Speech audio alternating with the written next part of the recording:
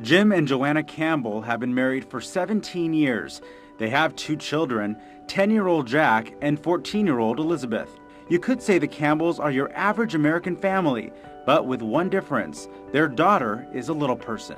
When you have something that's physical, especially when you have something that people are going to be judging you for, that's a big weight on your shoulders, because she doesn't have the ability to be anonymous. If we go out in public and a couple of kids will stare or whatever, and then my mom will go over, or I'll go over and go, you shouldn't do that, and we'll give them reasons why, and just quick facts.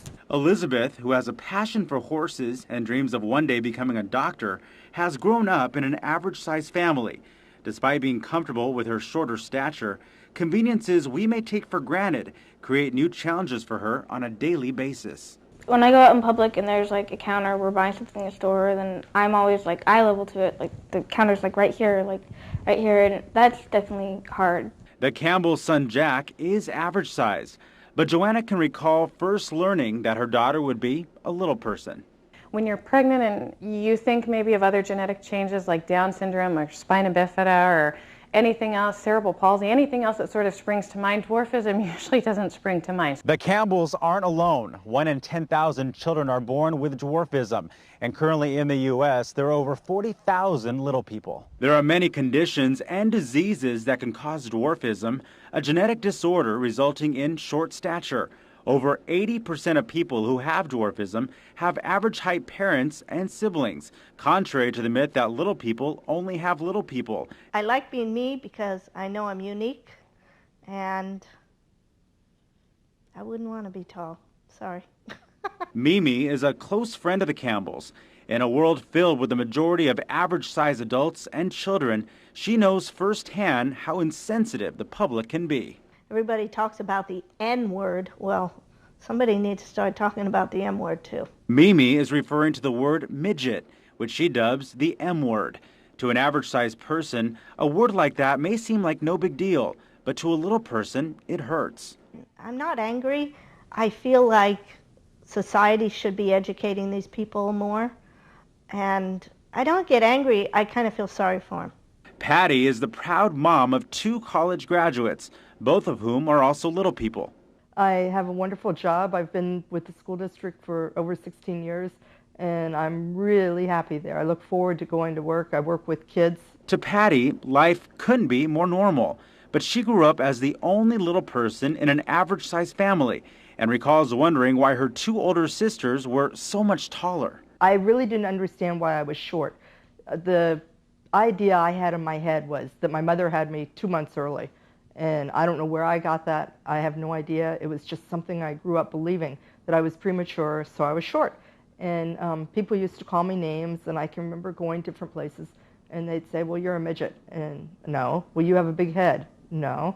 And they'd say, well, why are you little? And I'd say, I was premature. I really did not know that I had dwarfism. And if you're thinking of feeling sorry for those living with dwarfism, Patti says stop right now. Life is good being a little person. We were in Return of the Jedi, and we were also in Under the Rainbow. And so we've had lots of fun experiences working with stars. I was an Ewok, and my husband was an Ewok, and a bunch of our friends were Ewoks, and it was just a really neat experience. And although Hollywood has portrayed little people in comedic roles like Wee Man in the Jackass movie or Vern Troyer as Austin Powers Mini-Me, she says these actors shouldn't be faulted for making ends meet. You know, we're little, and if people want us to be in movies, I don't see anything wrong with it. We're not hurting anyone. And people are making a living doing that. Being comfortable with her shorter stature is a blessing that Patti has passed on to her short-statured daughters. Well, I can understand what they're going through with people staring at them and people following them and people wanting to touch them and stuff. It's just, I can talk to them about it. But despite the positives of having dwarfism, the negatives still have to be dealt with. Challenges 14-year-old Elizabeth must deal with daily. Probably just the people who are just so ignorant and just think that they can point and stare at you and do whatever they want. Like, they think like I'm a walking display case. Like, oh my gosh, look. And they feel like they can take a picture. And no, I'm a person. Making simple modifications is just a way of life. Jim and Joanna Campbell recently modified their home, putting in appliances that Elizabeth could easily reach. We just really wanted to put at least a kitchen in, at least a sink in the kitchen to make her as independent as possible. And she likes to cook, and so it just seemed a very logical extension to make her as comfortable as we could while she's in our house, because pretty soon she's going to be off at college and living her own life. Like most parents, they are teaching their two young children that people come in all shapes and sizes, but it's your heart that matters most.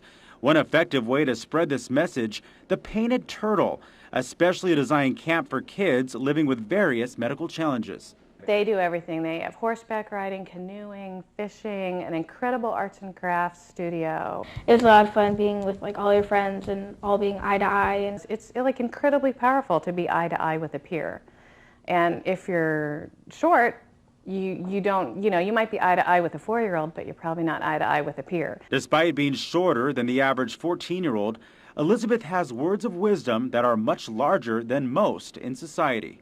I hope that one day people will just see a little person as a person. For the Campbells and all little people, life is about the bigger picture, and no awkward stares or rude remarks will ever minimize their zest for life.